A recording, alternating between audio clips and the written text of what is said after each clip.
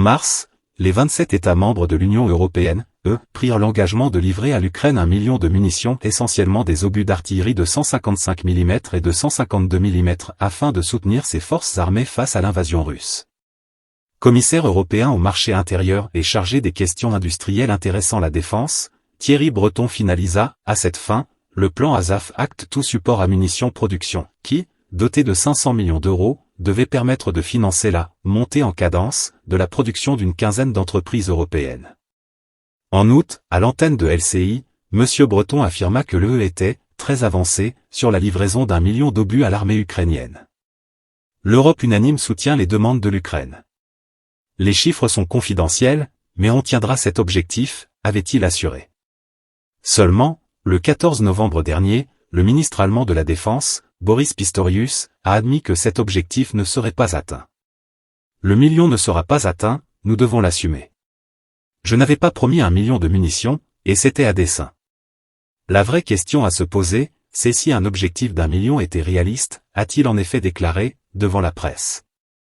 Et d'ajouter, des voix avaient prévenu, c'est facile de dire 1 million, l'argent est là, mais la production doit suivre.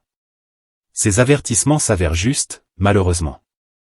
Selon le haut représentant de l'Union pour les affaires étrangères et la politique de sécurité, Josep Borrell, l'UE n'aurait jusqu'à présent fourni à l'Ukraine que 300 000 munitions d'artillerie, prélevées dans les stocks de ses États membres. Quelque 40% de la production européenne sont destinés à l'exportation vers une trentaine de pays autres que l'Ukraine, a-t-il relevé. Ce que nous devons faire, c'est essayer de détourner cette production vers notre priorité qui est l'Ukraine, cela représenterait un changement considérable, a-t-il ajouté. Alors que l'aide fournie à Kiev par les États-Unis est sur le point de se tarir, faute de financement supplémentaire accordé par le Congrès, l'Allemagne estime qu'elle doit être prête à assumer une responsabilité croissante. C'est en effet ce qu'a affirmé Robert Habeck, son ministre de l'économie et vice-chancelier, dans un entretien à T-Online, le 15 décembre. Vladimir Poutine pense qu'il peut vaincre l'Occident dans une longue guerre d'usure, que nous avons moins d'endurance que lui.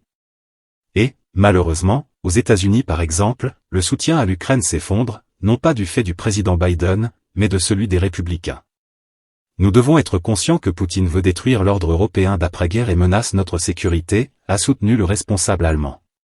Plus tôt, Berlin avait annoncé son intention de porter à 8 milliards d'euros le montant de son aide militaire à Kiev en 2024. Sans attendre, la Bundeswehr a livré un autre système de défense aérienne Patriot aux forces ukrainiennes.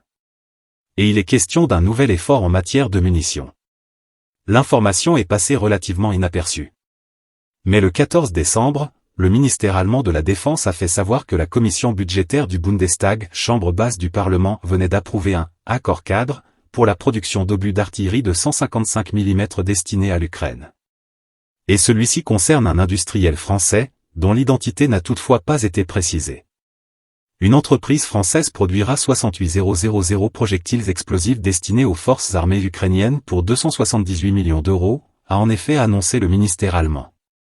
L'accord cadre avec le fabricant offre la possibilité de produire et de livrer jusqu'à 350 000 munitions. D'autres pays peuvent également participer au projet car il s'inscrit dans le cadre de l'initiative européenne sur les munitions visant à accélérer l'achat et la production et la livraison de munitions pour l'Ukraine.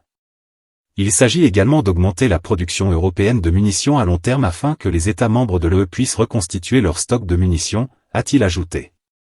À noter que Rheinmetall, qui a également été notifié d'un accord cadre similaire en juillet dernier, livrera à l'armée ukrainienne plusieurs dizaines de milliers d'obus initialement destinés à la Bundeswehr. Quant à l'industriel français, il est possible qu'il s'agisse du groupe Nexté, KNDS France, qui a affiché l'objectif d'augmenter de 50% sa production d'obus d'ici 2024, avant de la doubler en 2025. À moins que le marché en question concerne aussi les forges de Tarbes, filiale d'Europlasma, dont la production annuelle de corps creux d'obus doit passer de 40 000 à 160 000 en 2025. Abonnez-vous à la chaîne pour ne rater aucune vidéo.